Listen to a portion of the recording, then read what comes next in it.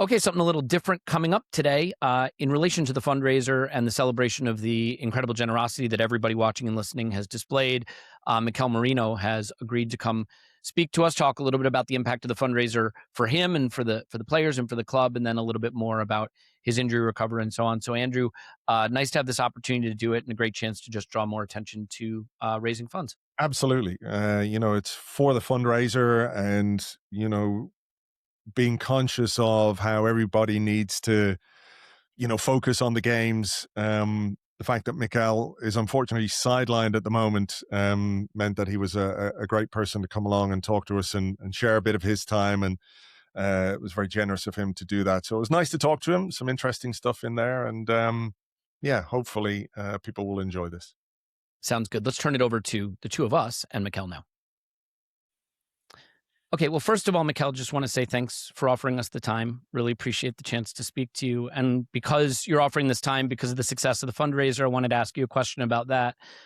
When you join a club, you obviously get to know your teammates, you get to know your manager, you get to know the people that work inside the club, but you still are learning about the fans, about the supporters. And I'm just wondering if it filters down to the players, to you, this work that the supporters have done to raise this money and what it means to you, to play for a club that has the generosity of the supporters that you see with this fundraising campaign. Yeah, well, thank you very much for having me here, first of all. Really proud and happy to be here as well. And yeah, I mean, I've been lucky enough to be around a couple clubs and experience different countries, different environments as well. To be honest, when you first come to a place, you start to learn about your teammates, the stadium, the way you play. And once you get like more experience in the group, and this is now my second season here, almost finishing, you get to start getting really deep into what this club means. And yeah, obviously I am the kind of person that hold himself accountable for helping others, for the values that I want to share with my family as well. And, being part of a club that has those same values in terms of helping people, and what you guys are doing as well with the fundraiser is amazing. So yeah, in that aspect, really, really happy because Arsenal is a massive club, not only on the pitch, not only sports wise, but also helping, the people that need the most. And that's something that as a player, like, fills you with pride, and yeah, helps you be more in touch with the club and the community and the roots of the club. So yeah, really happy.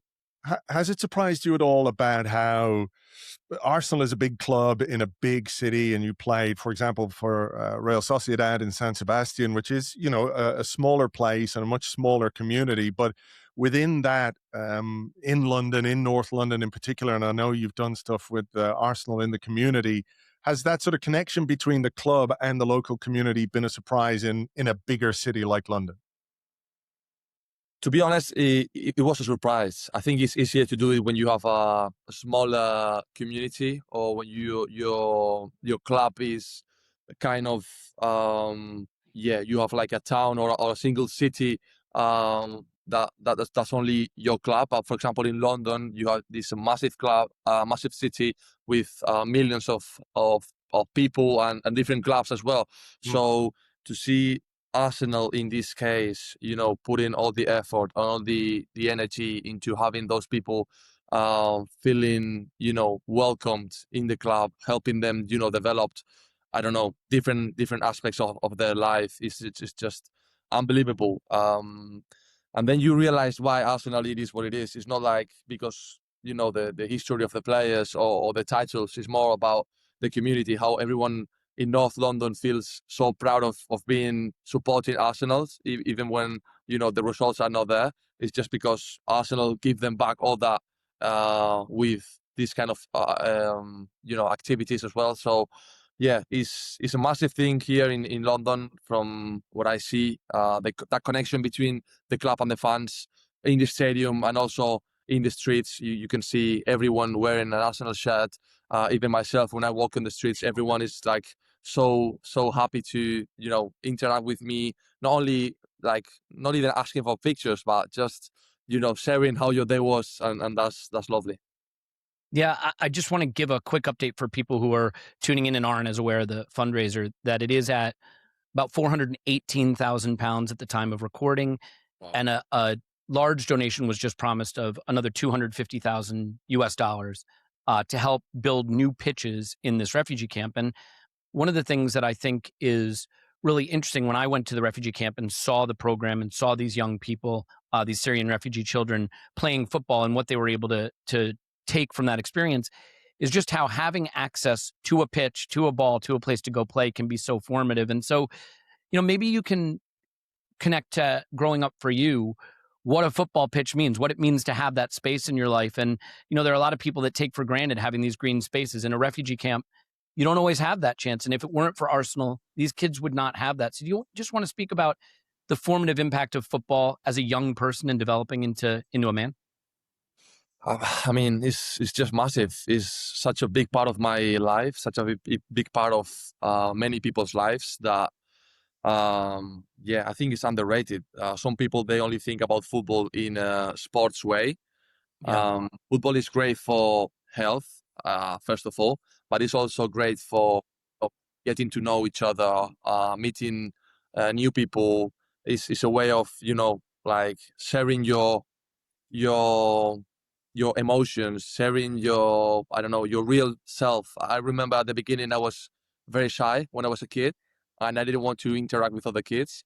But I found out that football was my way of, creating those connections and creating those relationships. And once I started playing football with them, then I could start to become myself with them and share the real Mikel behind it. So I guess for those guys, that doesn't have a pitch, and that suddenly they have the opportunity to play and meet other people, is just unreal. Did you have any? I'll just say, sorry, real quick, Andrew. When I went to the camp, the difference between the kids who were just starting the program, shy, less likely to communicate, less likely to build friendships, and the ones who had been in the program for a little bit, more communicative, more connected, more friendships. Like, you see that impact almost immediately of having that access. Sorry, Andrew. No, that's okay. I was going to ask, did you have any choice but to embrace football, given your dad was a player? And, as you became, as your career developed, was that experience of having, grown up with somebody who had taken that journey as well, was that helpful?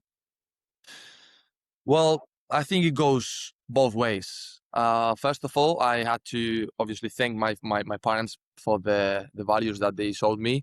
And to be honest, at the beginning, they didn't want me to be around balls and around, footballs and the football world, because obviously having a father footballer, that can put you into a lot of pressure. So it came naturally. I started like stealing some other kids' footballs and playing with them. So that's where they started gifting me balls and letting me play. But it was my choice. It was my own decision. So having a father as a footballer is good sometimes, because now I see it as it's my passion and it's his passion as well. So we can share that, and that's beautiful. Also, I like to learn a lot, and he loved to teach as well. So the thing is, can be a bit of a pressure as well. I remember hearing people telling me that I was only there because my father was a footballer or my father was working at Osasuna. And when you're a kid, it can be tough to listen to those comments, and maybe they can make you feel a little bit, frustrated. But to be honest, I'm really happy because I've been lucky enough to share the same passion with my father, and that's something unreal for me. Can we ask how you are? Because you obviously picked up a big injury and you've been sidelined. How is the recovery going and the rehab going? Yeah, it's going great. Slowly, which is frustrating at the minute for a guy like me that wants to help the team every time. But it's going great. It's one of those injuries that are very special, and you have to take care with them. Do the little steps first, and then if everything goes the right way, start jumping. So very, very happy with how the injury is going. Suffering a little bit, obviously, seeing the team from the stands is very tough for a competitor like me, for anyone. I guess every fan as well, they feel helpless when they are watching the team from the outside. Everyone wants to jump inside and help with all his heart. But yeah, really, really happy with how I'm going, and hopefully soon I'll be progressing even more.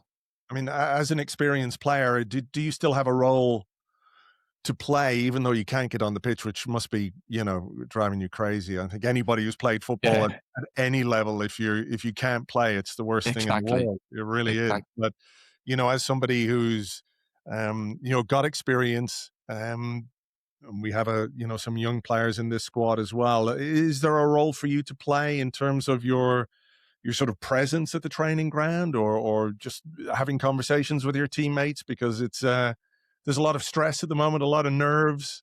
Fans are feeling it. How do you as players deal with that? Well, I guess there's always a role for you.